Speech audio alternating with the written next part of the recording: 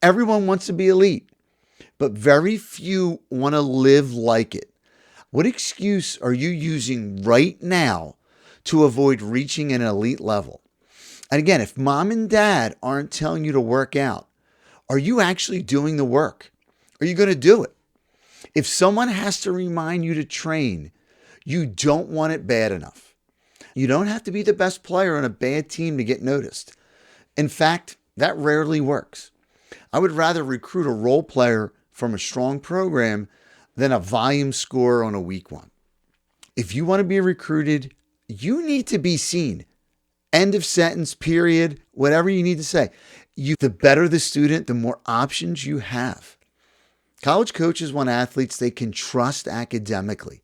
Recruiting does not reward talent alone. Recruiting rewards consistency. You have to start following coaches early. Recruiting rewards the student athlete who shows up every day. So, what is your January recruiting plan?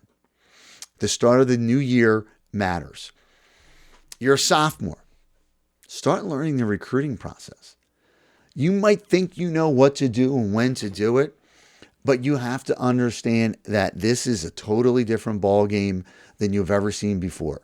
With the transfer portal, with NIL money, with coaches leaving, all this together just creates confusion, and some people have no idea where to start. And freshmen, if I can give you any advice, register with the NCAA Eligibility Center. Create the free account. It's not going to cost you anything, but it gets the ball rolling. Invest in knowledge. And I'm going to leave you with this. When I was a young coach, I was a very young head coach. I was the head baseball coach at Arcadia University. I was 23 years old, and I became the head women's basketball coach at Gwinnett Mercy at the age of 24. I run an inbounds play I stole from an 8th grade team 15, 20 years ago.